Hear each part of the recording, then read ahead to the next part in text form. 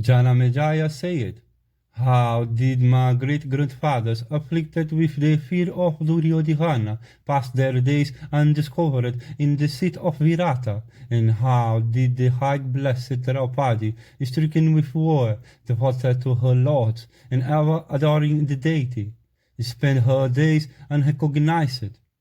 Vaisampayana said, "Listen how thy great-grandfathers passed the period of unrecognition in the seat of Virata, having in this way obtained boons from the god of justice, that best of virtuous men, Yudhishthira, returned to the asylum and related unto the Brahmanas all that had happened. And having related everything unto them, Yudhishthira restored to that regenerate Brahmana, who had followed him the tuning staff and the fire sticks he had lost, and the son of the god of justice, the royal Yudhishthira of high soul, then called together all his younger brothers, and addressed them, saying, "Exiled from our kingdom, we have passed 12 years, the 13th year, hard to spend, have now come. Do thou, therefore, the son of Kunti, select some spot where we may pass our days undiscovered by our enemies." Arjuna replied, "Even by virtue of the Dharma boon, we shall hang about undiscovered by men. Still, for purposes of residence, I shall mention some spots that are both delightful and secluded. Do thou select some one of them. Surrounding the kingdom of the Kurus are many countries beautiful and abounding in corn, such as Panchala, Hedi, Matsya, Surasena, Patakhara, Dasarna, Navahastra, Mala, Salva, Yugandhara, Sauhastra, Avanti, and the spacious Kuntihastra. Which of these won't thou choose, and where shall we spend this year?" Yudhishthira said, "It is even so. What that adorable Lord of all creatures hath said must become true. Surely, after consulting together, we must select some delightful, auspicious, and agreeable region for our abode, where we may live free from fear. The aged Virata, king of the Matsyas, is virtuous and powerful and charitable, and is liked by all, and he is attached to the Pandavas. Even in the seat of Virata, we shall spend this year entering his service. Tell me, ye sons of the Kuru race, in what capacities ye will severally present yourselves before the king of the Matsyas?" Arjuna said, "What service wilt thou take in Virata kingdom? In what capacity wilt thou reside in the seat of Virata? Thou art mild, and charitable, and modest, and virtuous, and firm in promise. What wilt thou, afflicted as thou art with calamity, do? A king is qualified to bear trouble like an ordinary person. How wilt thou overcome this great calamity that has overtaken thee?" Yudhishthira replied, "Ye sons of the Kuru race, ye bold among men, hear what I shall do on appearing before King Virata, presenting myself as a Brahmana, Kanka by name, skilled in dice and fond of play.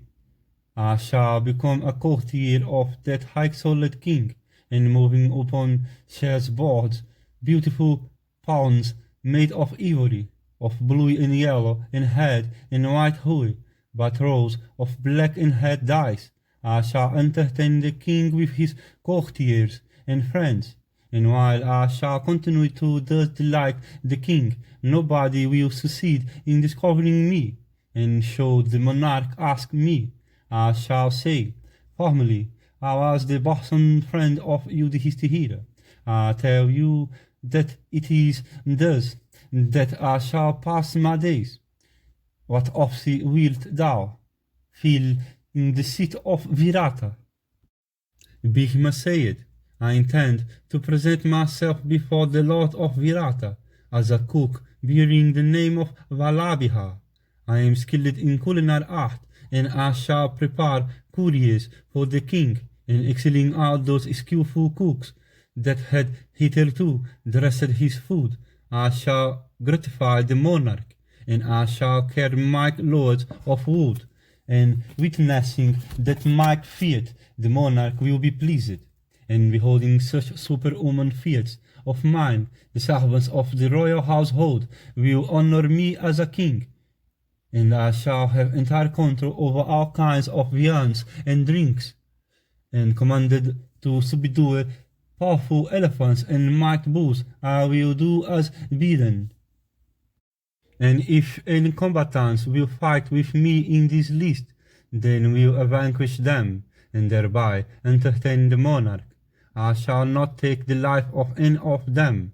I shall only bring them down in such a way that they may not be killed, and on being asked as regards my antecedent, I shall say that formerly I was the wrestler and cook of Yudhishthira.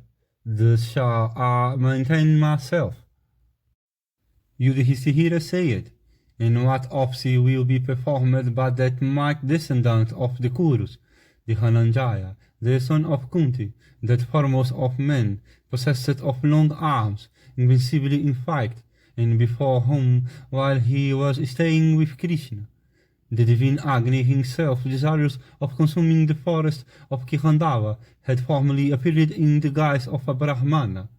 What office will be performed by that best of warriors, Arjuna, who proceeded to that forest and gratified Agni, vanquishing on a single car and slaying hug Nagas and Hakishasas, and who married the sister of Vasuki himself, the king of the Nagas. Even as the sun is the foremost of all heat-giving bodies, as the Brahmana is the best of all bipeds, as the cobra is the foremost of all serpents, as fire is the first of all things possessed of energy, as the thunderbolt is the foremost of all weapons, as the humped bull is the foremost of all animals of the bovine breed, as the ocean is the foremost of all watery expanses, as clouds charged with rain are the foremost of all clouds, as Ananta is the first of all Nagas, as Airavata is the foremost of all elephants, as the sun is the foremost of all beloved objects, and lastly, as the wife is the best of all friends, is the youthful Gudakesa the foremost of all bowmen, and what office will be performed by Vibhihatsu, the elder of Gandiva, whose car is drawn by white horses, and who is not inferior to Indra or Vasudeva himself. What office will be performed by Arjuna, who, dwelling for 5 years in the abode of the thousand-eyed deity, shining in celestial lustre, acquired by his own energy the science of superhuman arms with all celestial weapons, and whom I regard as the 10th Rudra, the 13th Aditya, the 9th Vasu, and the 10th Graha, whose arms, symmetrical and long, have the skin hardened by constant strokes of the bowstring and cicatrices which resemble those on the humps of bulls. That foremost of warriors, who is as Himavat among mountains, the ocean among expanses Vada, Sakra among the celestials, Haviyavaha among the Vasus, the tiger among beasts, and Gaduda among feathery tribes. Arjuna replied, I will declare myself as one of the neuter sex. It is, indeed, difficult to hide the marks of the bowstring on my arms. I will, however, cover both my cicatrized arms with bangles, wearing brilliant rings on my ears and conch bangles on my wrists, and causing a braid to hang down from my head. I shall appear as one of the third sex, Brihanala by name, and living as a female, I shall entertain the king and the inmates of the inner apartments by sitting histories, and I shall instruct the women of Virata Palace in singing and delightful modes of dancing and in musical instruments of diverse kinds. And I shall recite the various excellent acts of men, and thus conceal myself by feigning disguise. And should the king inquire, I will say that I lived as a waiting maid of Draupadi in Yudhishthira palace, and concealing myself by these means, as fire is concealed by ashes, I shall pass my days agreeably in the palace of Virata. Having said this, Arjuna, that best of men and foremost of virtuous persons, became silent. Then the king addressed another brother of his. Yudhishthira said, tender, possessed of a graceful presence, and deserving of every luxury as thou art, what of thee wilt thou discharge while living in the dominions of that king?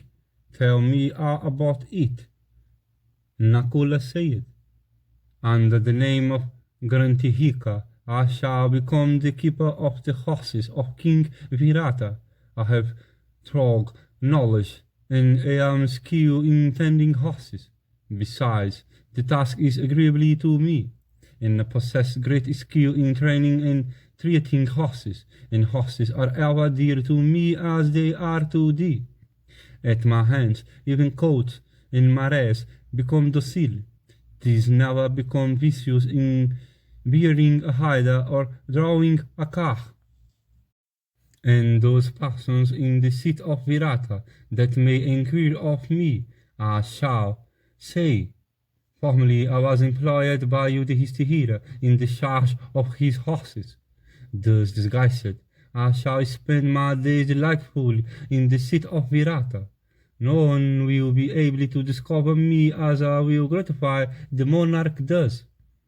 Yudhishthira said, how wilt thou bear thyself before that king, and what is that which thou wilt do in order to live in disguise? Sahadeva replied, I will become a keeper of the kine of Virata king. I am skilled in milking kine and taking their history, as well as in taming their fierceness. Passing under the name of Tantripal, I shall perform my duties deftly. Let thy heart fever be dispelled. Formerly I was frequently employed to look after thy kine, and I have a particular knowledge of that work, and I am well acquainted with the nature of kine, as also with their auspicious marks and other matters relating to them. I can discriminate bulls with auspicious marks, the scent of whose urine may make even the barren bring forth shield. Even thus I will live, and I always take delight in work of this kind. Indeed, no one will then be able to recognize me, and I will moreover gratify the monarch. Yudhishthira said, this is our beloved wife, dearer to us than our lives. Verily, she deserveth to be cherished by us like a mother, and regarded like an elder sister. Unacquainted as she is with any kind of womanly work, what of she will Krishna, the doctor of Drupada, perform? Delicate and young, she is a princess of great repute, devoted to her lords, and eminently virtuous. How will she live? Since her birth, she hath enjoined on garlands and perfumes, and ornaments, and costly robes. Draupadi replied, there is a class of persons called Saihindihis, who enter the services of others. Other females, however, do not do so. Of this class there are some.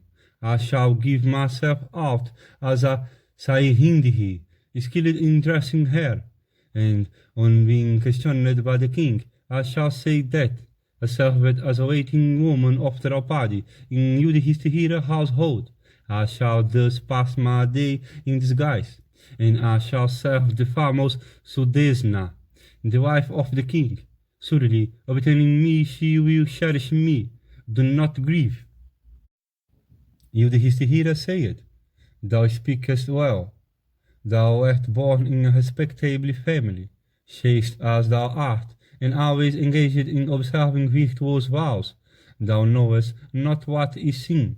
Do thou conduct thyself in such a way that sinful men of evil hearts may not be gladdened by gazing at thee. Ye have already said what offices ye will respectively perform. I also, according to the mastery of my sense, have said what office I will perform. Let our priest, accompanied by charioteers and cooks, repair to the abode of Drupada, and there maintain our Agnihotra fires. And let Indrasena and the others, taking with them the impede cars, speedily proceed to the Varavat. Even this is my wish.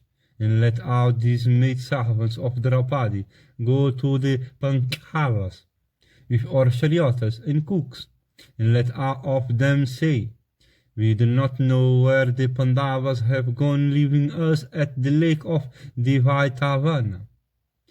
Having thus taken counsel of one another, and told one another the offices they would discharge, the Pandavas sought the Haumia advice, and the Haumia gave them advice in the following words, saying, "Ye sons of Pandu, the arrangement ye have made regarding the Brahmanas, your friends, cars, weapons, and the fires, are excellent.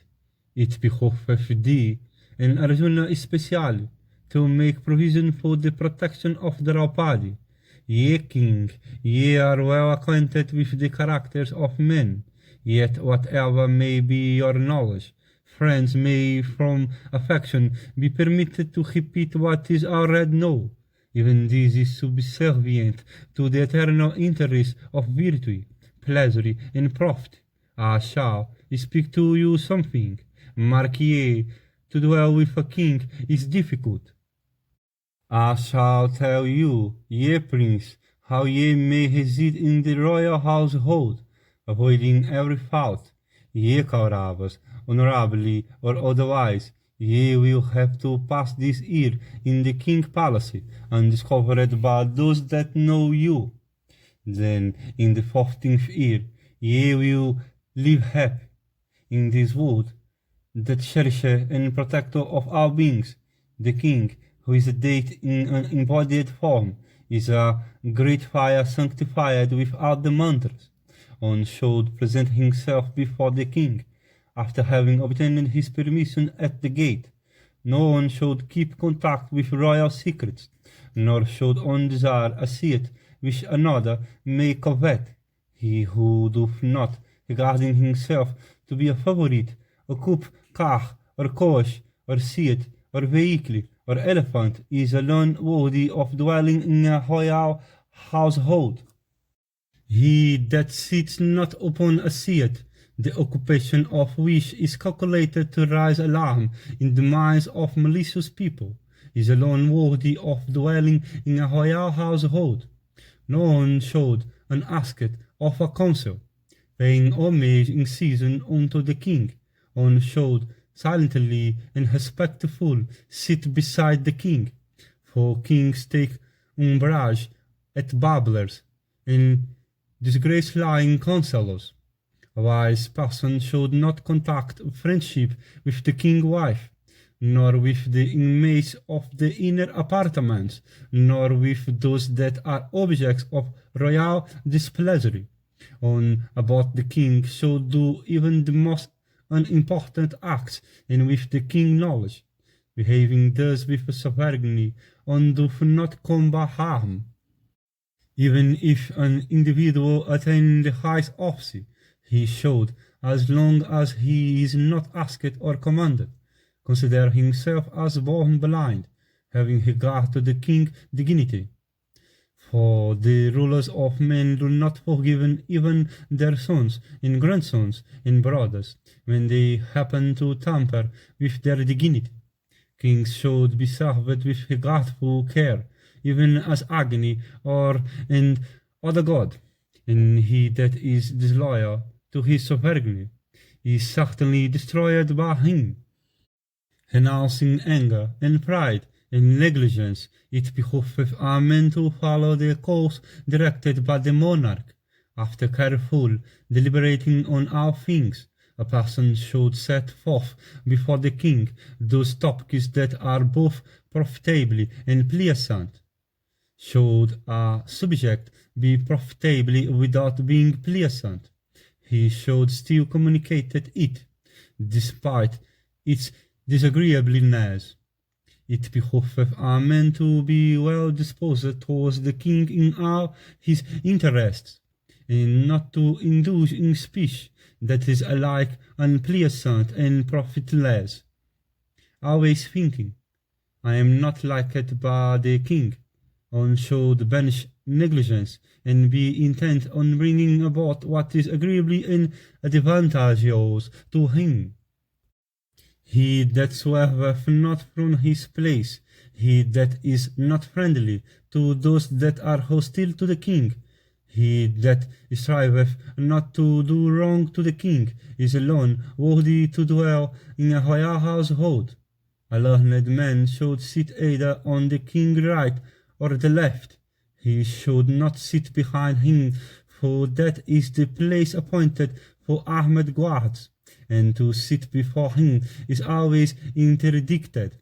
Let none, when the king is engaged in doing anything, come forward pressing himself zealously before others, for even if the aggrieved be very poor, such conduct would still be inexcusable.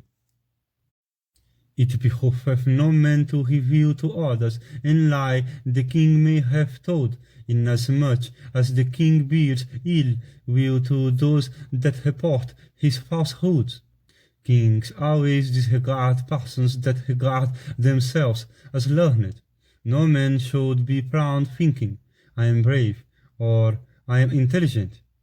A person obtains the good graces of a king, and enjoys the good things of life, by behaving agreeably to the wishes of the king, and obtaining things agreeably and wealth which is so hard to acquire. A person should always do what is profitable as well as pleasant to the king. What man that is respected by the wise can even think of doing mischief to one whose ears is great impediment and whose favor is productive of mighty fruits? No one should move his lips, arms, and thighs before the king. A person should speak and spit before the king on mildly. In the presence of even laugable objects, a man should not break out into loud laughter like a maniac, nor should one show gravity by containing himself to the utmost. One should smile modestly to show his interest. What man that is respected by the wise can even think of doing mischief to one whose ear is great impediment and whose favor is productive of mighty fruits? No one should move his lips, arms, and thighs before the king. A person should speak and spit before the king on mildly. In the presence of even laugable objects, a man should not break out into loud laughter like a maniac, nor should one show gravity by containing himself to the utmost. One should smile modestly to show his interest. He that is ever mindful of the king's welfare, and is neither exhilarated by reward nor depressed by disgrace, is alone worthy of dwelling in a royal household.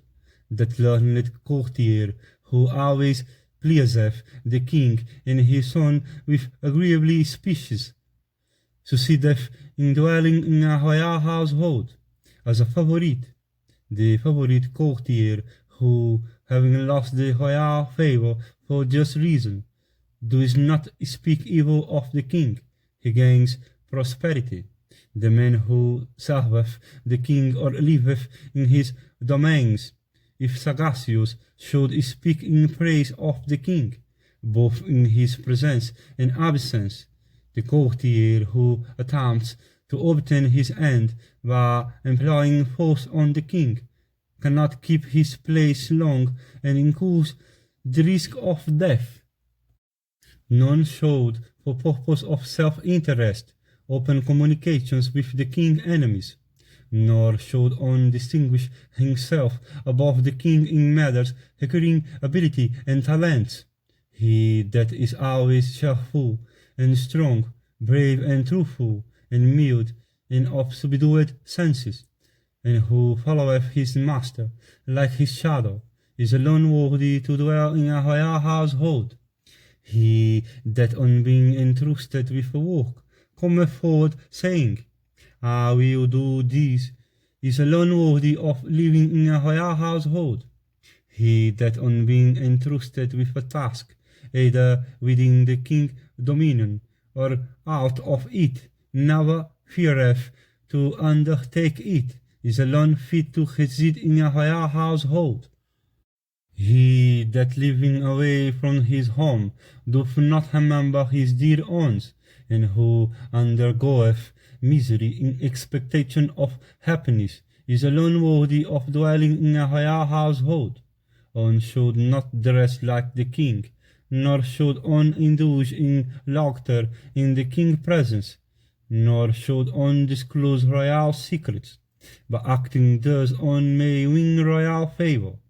Commissioned to a task, one should not touch bribes, for by such appropriation one becometh liable to fetters or death.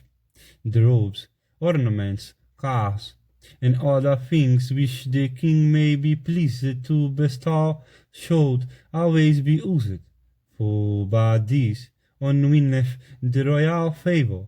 Ye children, controlling your minds, do ye spend this year, ye sons of Quando, behaving in this way, regaining your own kingdom, ye may live as ye please. Yudhishthira said, We have been well taught by thee, blessed be thou. There is none that could say so to us, save our mother Kunti, and Vidura, of great wisdom. It behoveth thee to do all that is necessary now for our departure, and for enabling us to come safely through this war, as well as for our victory over the foe. Thus addressed by Yudhishthira, the Haumia, that the best of Brahmanas performed according to the ordinance, the rites ordained in respect of the party. And lighting up their fires, he offered, with mantras, oblations on them for the prosperity and success of the Pandavas, as for their reconquest of the whole world. In walking round those fires and round the Brahmanas of ascetic wealth, the Sikhs set out, placing Yajnaseni in their front. And when those heroes had departed, the Haumia, that best of ascetics, taking their sacred fires, set out for the Pankhalas. And Indrasena and others, already mentioned, went to the Yadavas, and looking after the horses and the cars of the Pandavas, passed their time happily and in privacy, girding their waists with swords and equipped with finger protectors made of iguana skins and with various weapons. Those heroes proceeded in the direction of the river Yamuna, and those bowmen desirous of recovering their kingdom, hitherto living in inaccessible hills and forests, fastnesses, now terminated their forest life and proceeded to the southern bank of that river. And those mighty warriors endowed with great strength, and hitherto leading the lives of hunters by killing the deer of the forest, passed through Yakriloma and Surasena, leaving behind on their right the country of the Pankhalas, and on their left that of the Dasarnas. And those bowmen, looking one and wearing beards and equipped with swords, entered Matisia dominions, leaving the forest, giving themselves out as hunters, and on arriving at that country, Krishna addressed Yudhishthira saying, "We see footpaths here in various fields. From this it appears that Virata metropolis is still at a distance. Pass we here. What part of the night is still left? For great is my fatigue." Yudhishthira answered, "Do thou take up Panchali and carry her. Just on emerging from this forest, we arrive at the city." Thereupon, like the leader of a herd of elephants, Arjuna speedily took up Draupadi, and on coming to the vicinity of the city, let her down. And on reaching the seat, Huruson addressed Arjuna, saying, "Where shall we deposit our weapons before entering the city? If we enter it with our weapons about us, we shall thereby surely excite the alarm of the citizens. Further, the tremendous bow, the Gandiva, is known to our men. That people will, without doubt, recognize us soon, and if even one of us is discovered, we shall, according to promise, have to pass another 12 years in the forest." Arjuna said, "Hard by yon cemetery, and near that inaccessible peak is a mighty sumi tree, throwing about its gigantic branches and difficult to ascend. Nor is there an human being who, I think, will spy us depositing our arms at that place. That tree is in the midst of an out-of-the-way forest abounding in beasts and snakes, and is in the vicinity of a dreary cemetery. Stowing away our weapons on the sumi tree, let us go to the city and live there free from anxiety." Having spoken thus to the king Yudhishthira the just, Arjuna prepared to deposit the weapons and that bow among the cruce, then loosened the string of the large and dreadful Gandiva, ever producing thundering tongue, and always destructive of hostile hosts, and with which he had conquered on a single car gods and men, and nagas and swelling provinces. And the warlike Yudhishthira, that represser of foes, unfastened the undecaying string of that bow with which he had defended the field of Kurukshetra.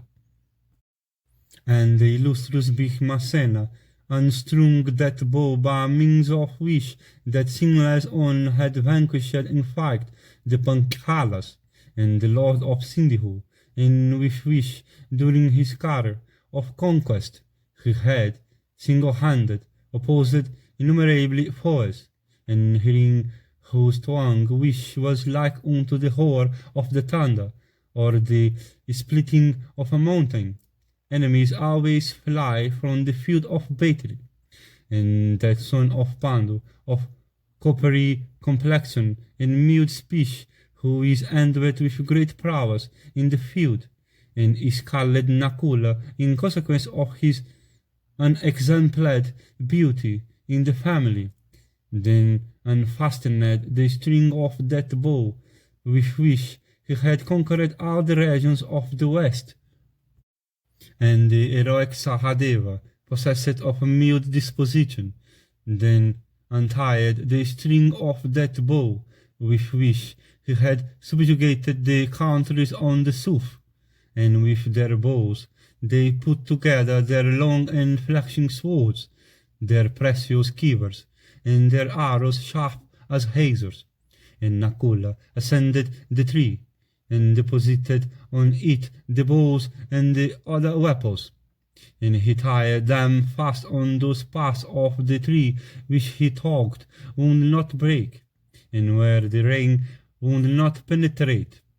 And the Pandavas hung up a corpse, knowing that people smelling the stench of the corpse won't say, "Here, sir, is a dead body," and avoid the tree from a distance. And on being asked by the shepherd and co-herds regarding the corpse, those oppressor of foes said unto them, "This is our mother, aged 108 years. We have hung up her dead body in accordance with the custom observed by our forefathers." And then those sisters of foes approached the city, and for purposes of non-discovery, Yudhishthira kept these names for himself and his brothers respectively: Jaya, Jayanta, Vyaya, Jayatisena, Jayativala. Then they entered the great city with the view to passing the 13th year undiscovered in that kingdom, agreeably to the promise. And while Yudhishthira was on his way to the delightful seat of Virata, he began to praise mentally the divine Durga, the supreme goddess of the universe, born of the womb of Yasoda, and found of the boons bestowed on her by Narayana, is sprung from the race of co-head Nanda, and the giver of prosperity, the enhancer of family, the terrifier of cancer, and the destroyer of Asuras, and saluted the goddess, her who ascended the skies when dashed on a stone platform, who is the sister of Vasudeva, on who is always decked in celestial garlands and attired in celestial robes, who is armed with scimitar and shield, and always escorts the worshipper sunk in sin, like a coal in the mead, who in the hours of distress calls upon that eternal giver of blessings, for relieving him of their burdens. And the king, desirous with his brothers of obtaining a sight of the goddess, invoked her and began to praise her by reciting various names derived from hymns. Yudhishthira said, "Salutations to thee, giver of boons, thou that art identical with Krishna, thou that hast observed the vow of Brahmacharya, thou of body bright as the newly risen sun, thou of face beautiful as the full moon. Salutations to thee, thou of 4 hands and 4 faces, thou of fair round hips and deep bosom, thou that wearest bangles made of emeralds and sapphires, thou that wearest excellent bracelets on thy upper arm. Thou shinest as Padma, the consort of Narayana, thou that hangest the ethereal regions. Thy true form and thy Brahmacharya are both of the purest kind. Sable as the black clouds, thy face is beautiful as that of Sankarsana. Thou bearest 2 large arms long as a couple of poles, raised in honor of Indra. In thy other arms thou bearest a vessel, a lotus, a bell, a nose, a bow, a large discus, and various other weapons. Thou art the only female in the universe that possessest the attribute of purity. Thou art decked with a pair of well-made ears graced with excellent rings. Thou shinest with a face that challengeth the moon in beauty, with an excellent diadem, and beautiful braid with robes made of the bodies of snakes, and with the brilliant girdle round thy hips. Thou shinest like the Mandara mountain, encircled with snakes. Thou shinest with peacock plumes, standing erect on thy head, and thou hast sanctified the celestial regions by adopting the vow of perpetual maidenhood. It is for this, thou that hast slain the Mahishasura, that thou art praised and worshipped by the gods for the protection of the 3 worlds. Thou foremost of all deities, extend to me thy grace, show me thy mercy, and be thou the source of blessings to me. Thou art Jaya and Vijaya, and it is thou that givest victory in battle. Grant me victory, and give me boons at this hour of distress. Thy eternal abode is on Vindhya, that foremost of mountains. Thou art the great Kali, ever fond of wine and meat and animal sacrifice, capable of going everywhere at will, and bestowing boons on thy devotees. Thou art ever followed in thy journeys by Brahma and the other gods, by them that call upon thee for the relief of their burdens, and by them that bow to thee at daybreak on earth.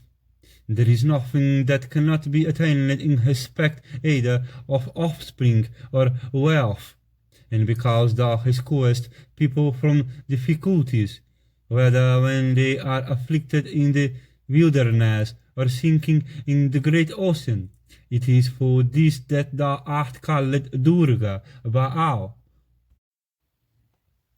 Thou art the sole refuge of men when attacked by robbers, or while afflicted in crossing streams and seas, or in wilderness and forests. Those men that remember thee are never prostrated. Thou art fame, thou art prosperity, thou art steadiness, thou art success, thou art the wife, thou art man offspring, thou art knowledge, and thou art the intellect.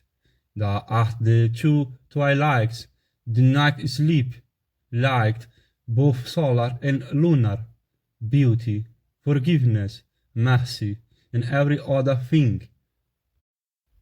Thou dispellest worshipped by the devout, their fetters, ignorance, loss of children, and loss of wealth, disease, death, and fear.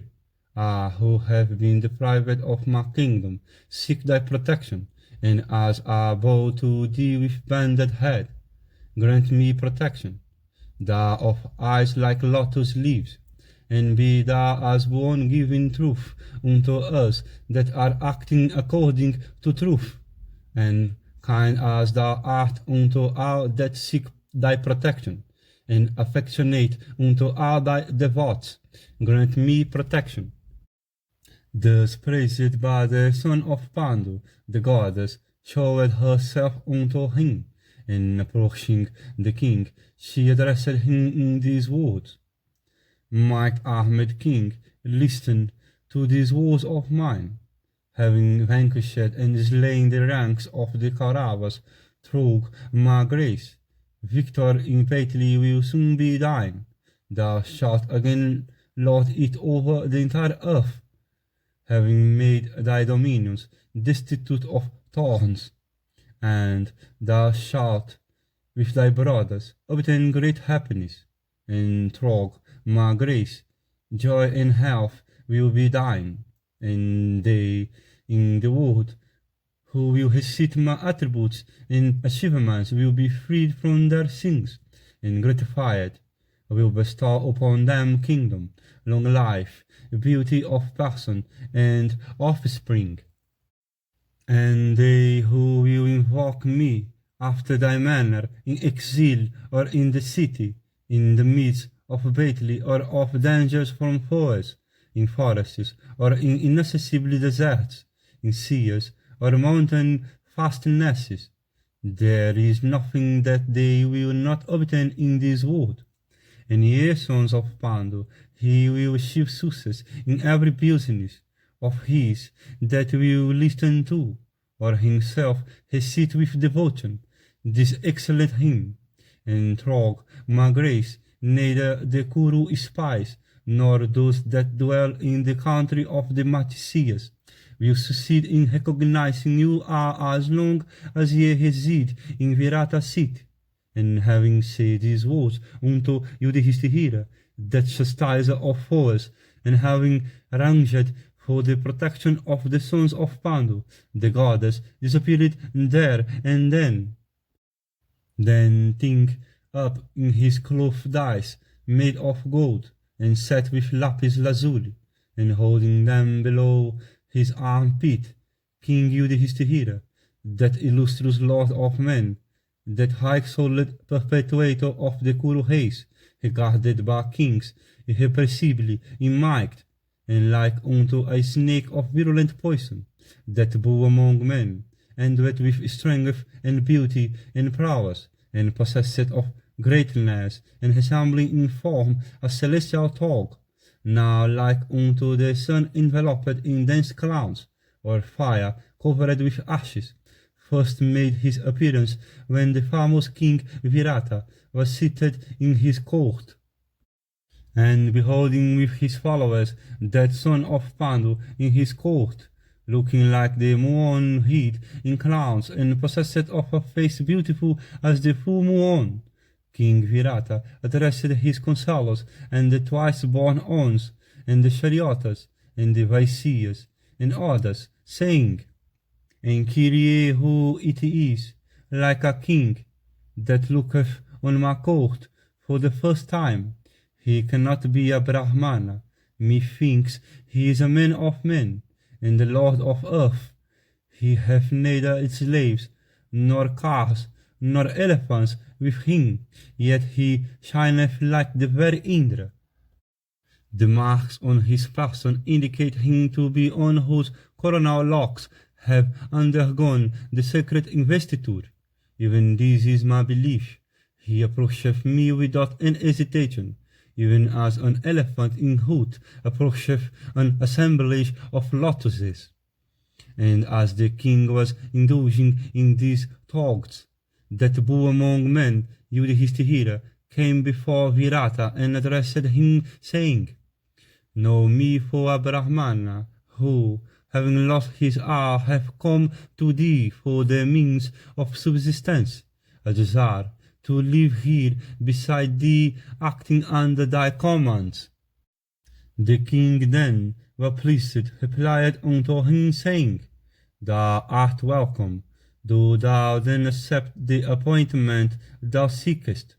And having appointed the lion among kings in the post he had prayed for, King Virata addressed him with a glad heart, saying, "I ask thee from affection, from the dominus of what king dost thou come hither? Tell me truly what is thy name and family, and what thou hast a knowledge of." Yudhishthira said, "My name is Kanka, and I am a Brahmana, belonging to the family known by the name of Vyagiha. I am skilled in casting dice, and formerly I was a friend of Yudhishthira."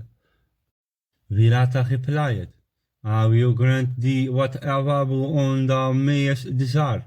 Do thou rule the Matyasis, I shall remain in submission to thee. Even cunning gamblers are liked by me. Thou, on the other hand, art like a god, and deservest a kingdom." Yudhishthira said, "My first prayer is that I may not be involved in any dispute with low people. Further, a person defeated by me shall not be permitted to retain the wealth. Let this boon be granted to me through thy grace." Virata replied, "I shall certainly slay him who may happen to displease thee, and should he one of the twice-born ones, I shall banish him from my dominions. Let the assembled subjects listen. Kanka is as much lord of this realm as I myself. Thou shalt be my friend and shalt ride the same vehicles as I, and there shall be at thy disposal apparel in plenty, and various kinds of viands and drinks. And thou shalt look into my affairs, both internal and external, and for thee all my doors shall be open. When men out of employ or of strained circumstances will apply to thee, do thou at all hours bring their words unto me, and I will surely give them whatever they desire. No fear shall be thine, as long as thou residest with me." Having thus obtained an interview with Virata king, and received from him boons, that heroic bull among men began to live happily, highly regarded by all, nor could anyone discover him as he lived there. Then another entered with the dreadful strength and blazing beauty, approached King Virata with the playful gait of the lion, and holding in hand a cocking ladle and a spoon, as also an unsheathed sword of sable hue, and without a spot on the blade.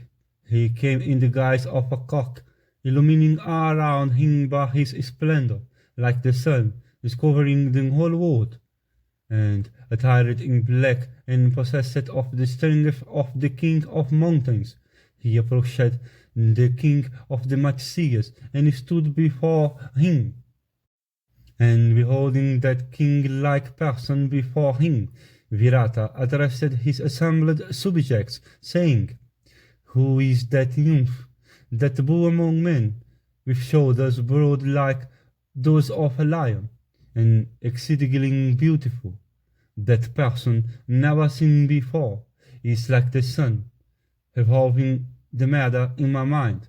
I cannot ascertain who he is, nor can I with even serious thoughts grasp the intention of that bull among men.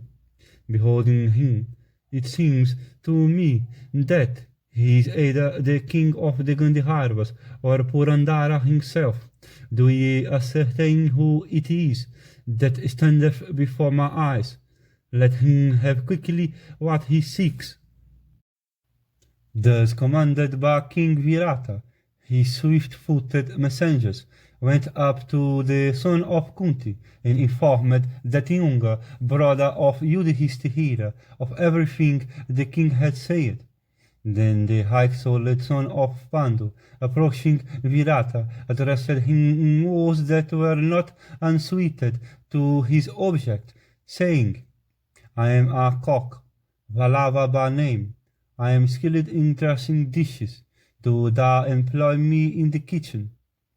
Virata said, "I do not believe that cocking is thy office.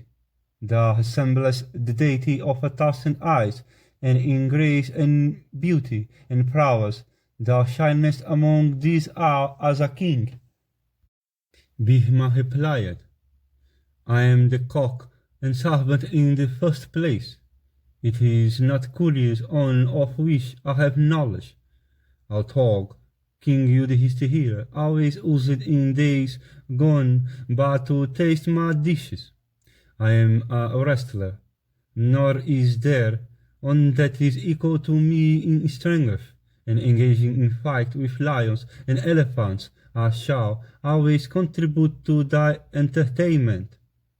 Virata said, "I will even grant thee boons.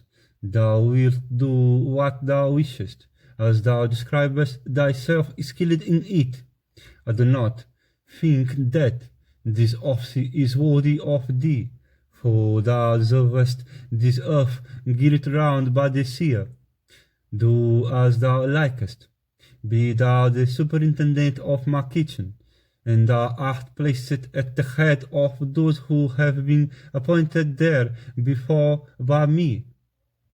Thus appointed in the kitchen, Bhima soon became the favorite of King Virata, and he continued to live there, unrecognized by the other servants of Virata, as also by other people. Binding her black, soft, thin, long and faultless tresses with crisped ends into a knotted braid, Draupadi of black eyes and sweet smiles, throwing it upon her right shoulders, concealed it by her cloth, and she wore a single piece of a black and dirt tog costly cloth, and dressing herself as a Saihindhi, she began to wander hither and thither in seeming affliction, and beholding her wandering, men and women came to her hastily and addressed her, saying, "Who are you, and what do you seek?" And she replied, "I am a king Saihindhi. I desire to serve anyone that will maintain me." beholding her beauty and dress, and hearing her speech that was sweet, the people could not take her for a maid-servant in search of subsistence. And it came to pass that, while looking this way and that from the terrace, Virata, beloved queen, daughter of the king of Kekaya, saw Draupadi, and beholding her forlorn and clad in a single piece of cloth, the queen addressed her, saying, "Who are you, and what do you seek?" Thereupon Draupadi answered her, saying, "I am Saihindhi. I will serve anybody that will maintain me." Then Sudesna said, "What you say can never be compatible with so much beauty. You might well be the mistress of servants, both male and female. Your heels are not prominent, and your thighs touch each other, and your intelligence is great, and your navel deep, and your words solemn, and your great toes, and bust, and hips, and back, and sides, and toe and nails, and palms are well developed, and your palms, soles, and face are hooded, and your speech is sweet, even as the voice of the swan, and your hair is beautiful, and your bust shapely, and you are possessed of the highest grace, and your hips and bust are plump, and like a Casimirian mare, you are furnished with every auspicious mark, and your eyes lashes are bent, and your nether lip is like the woody ground, and your waist is slender, and your neck bears lines that resemble those of the conch, and your veins are scarcely visible. Indeed, your countenance is like the full moon, and your eyes resemble the leaves of the autumnal lotus, and your body is fragrant as the lotus itself. Verily, in beauty you resemble Sri herself, whose seat is the autumnal lotus. Tell me who thou art. Thou canst never be a maid-servant. Art thou a Yakshi, a goddess, a Gandhari, or an Apsara? Art thou the daughter of a celestial, or art thou a female Naga? Art thou the guardian goddess of some city, a Vidyadhari, or a Kinari? Or art thou Rohini herself? Or art thou Alambudha, or Mishakesi, Pundarika, or Malini, or the queen of Indra, or of Varuna? Or art thou the spouse of Visvakarman, or of the creative Lord himself, of this goddess who art renowned in the celestial regions? Who art thou? Draupadi replied, I am neither a goddess, nor a Gandhari, nor a Yakshi, nor a Hakishasi. I am a maid-servant of the Saihindhi class. I tell thee this truly. I know to dress the hair to pound, for preparing unguents, and to make beautiful and variegated garlands of jasmines, and lotuses, and blue lilies, and hampakas. Formerly I served Krishna's favorite queen, Satyabhama, and Draupadi, the wife of the Pandavas and the foremost beauty of the Kuru race. I wander about alone, earning good food and dress, and as long as I get these, I continue to live in the place where they are obtainable. Draupadi herself called me Malini. Hearing this, Sudesna said, I won't keep thee upon my head itself, if the doubt did not cross my mind that the king himself would be attracted towards thee with his whole heart, attracted by thy beauty. The females of the royal household and my maids are looking at thee. What male person then is there that can resist thy attraction? Surely, thou of well-rounded hips, damsel of exquisite charms, beholding thy form of superhuman beauty, King Virata is sure to forsake me, and will turn to thee with his whole heart. Thou of faultless limbs, thou that art endowed with large eyes, casting quick glances, he upon whom thou wilt look with desire is sure to be stricken. Thou that possessest a faultless form, he that will behold thee constantly will surely catch the flame, even as a person that climbs up a tree for compassing his own destruction, even as the crab conceves for her own ruin. I may bring destruction upon myself by harboring thee. Draupadi replied, neither Virata nor any other person will be able to have me, for my 5 youthful husbands, who are Gandharvas and sons of a Gandharva, king of exceeding power, always protect me. None can do me a wrong. It is the wish of my Gandharva husbands that I should serve on such persons as will not give me to touch food already partaken of by another, or tell me to wash their feet.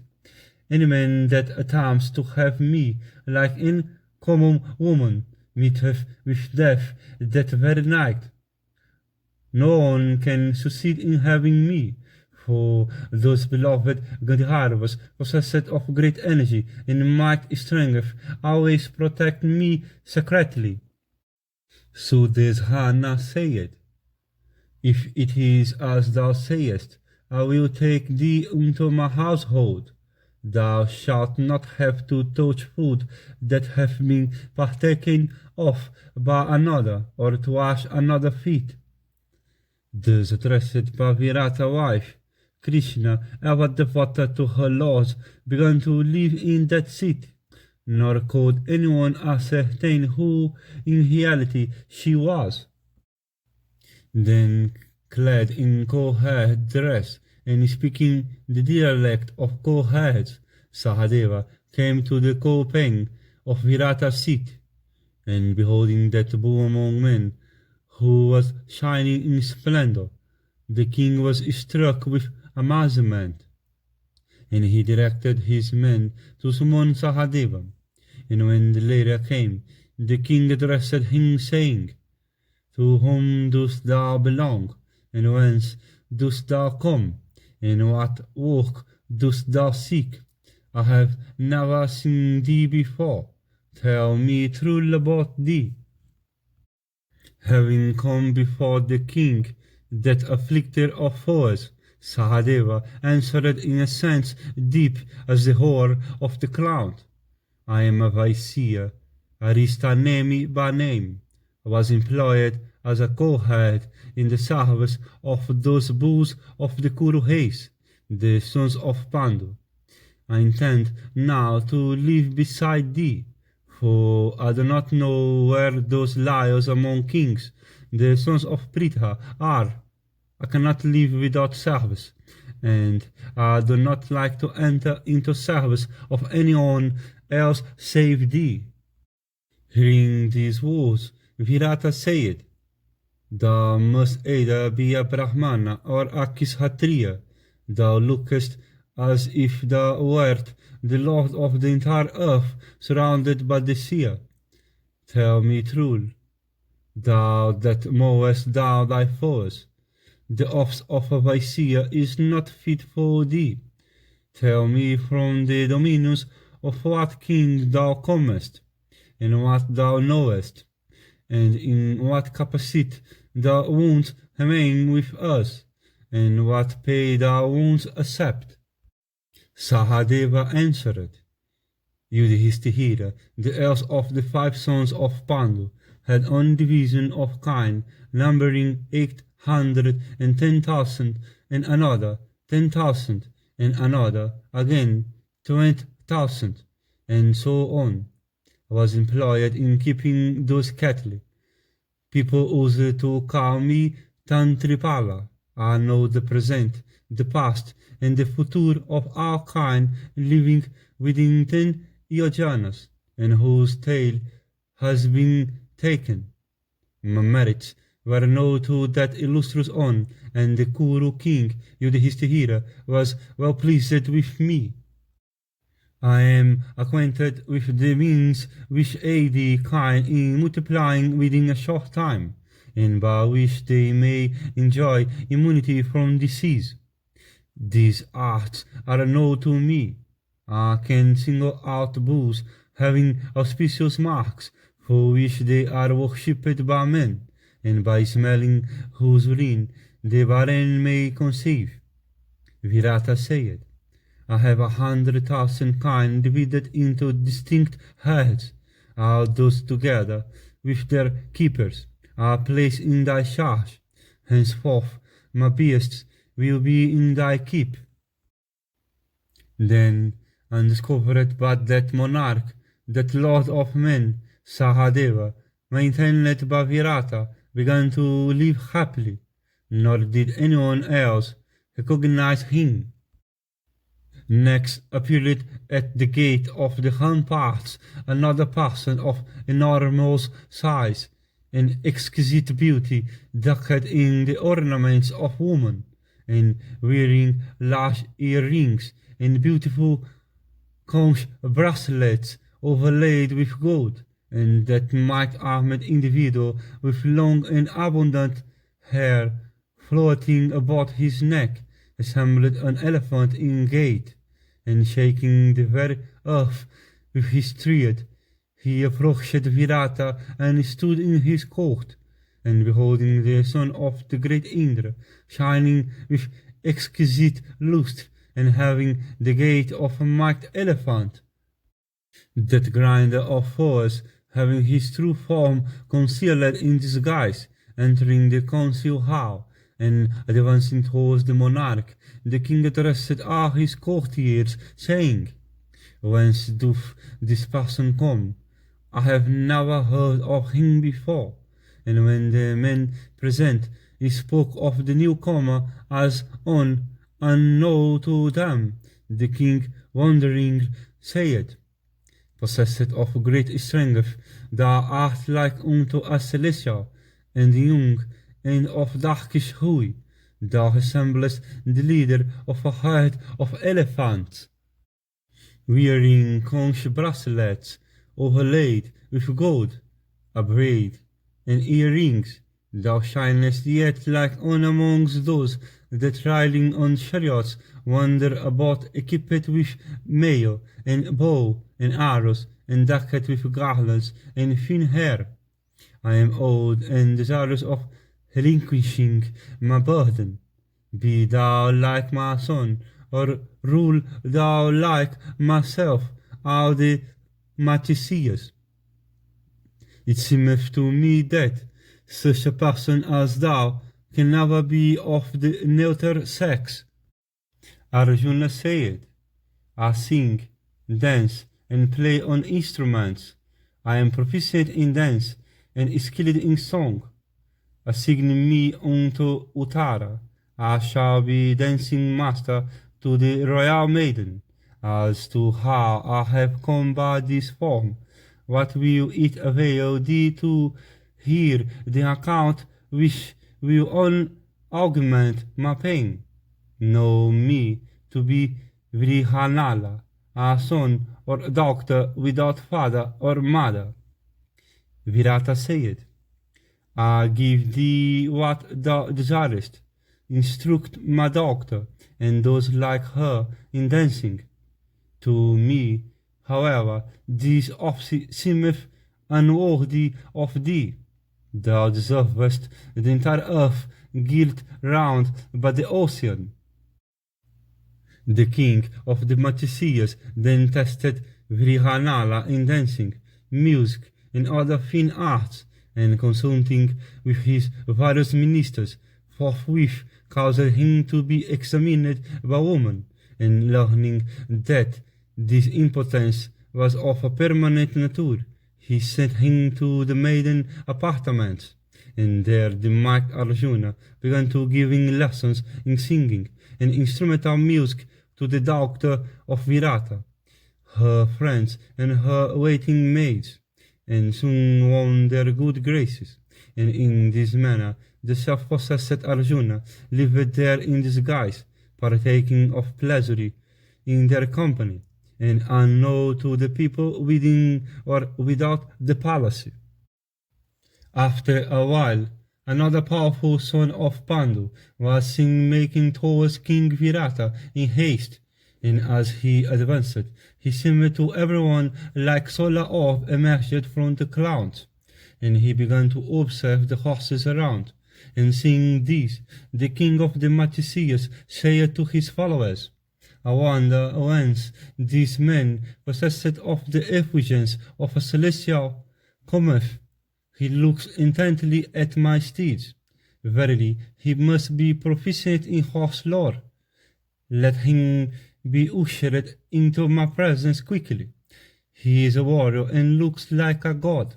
And that destroyer of foes then went up to the king and accosted him, saying, "Victor to thee, and blessed be ye. As a trainer of horses, I have always been highly esteemed by kings. I will be a clever keeper of thy horses." Virata said, "I will give thee vehicles, wealth, and spacious quarters. Thou shalt be the manager of my horses. First tell me whence thou comest, who thou art, and how thou happenest to come here. Tell us all the arts thou art master of." Nakula replied, "Know that Yudhishthira is the earl's brother of the 5 sons of Pandu. I was formerly employed by him to keep his horses.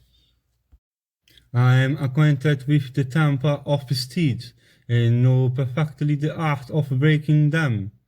I know how to correct vicious horses, and all the methods of treating their disease.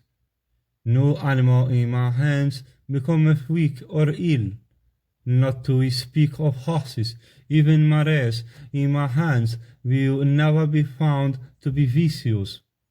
People called me Grantihika by name, and so did Yudhishthira, the son of Pandu." Virata said, "Whatever horses I have, I consign to thy care even from today, and all the keepers of my horses and all my charioteers will from today be subordinate to thee. If this suits thee, say what remuneration is desired by thee. Thou that resemblest a celestial, the opposite of accuracy is not worthy of thee. For thou lookest like a king, and I esteem thee much. Thy appearance here hath pleased me as much as if Yudhishthira himself were here. How does that blameless son of Pandu dwell and divert himself in the forest, now destitute of servants as he is? That infant, like unto a chief of the Gandharvas, was treated thus respectfully by the delighted King Virata, and he conducted himself there in such a manner as to make himself dear and agreeably to all in the palace. And no one recognized him while living under Virata protection. And it was in this manner that the sons of Pandu, the very sight of whom had never been fruitless, continued to live in the country of the Matsiyas, and true to their pledge, those lords of the earth, bounded by her belt of seas, passed their days of incognito with great composure, notwithstanding their poignant sufferings.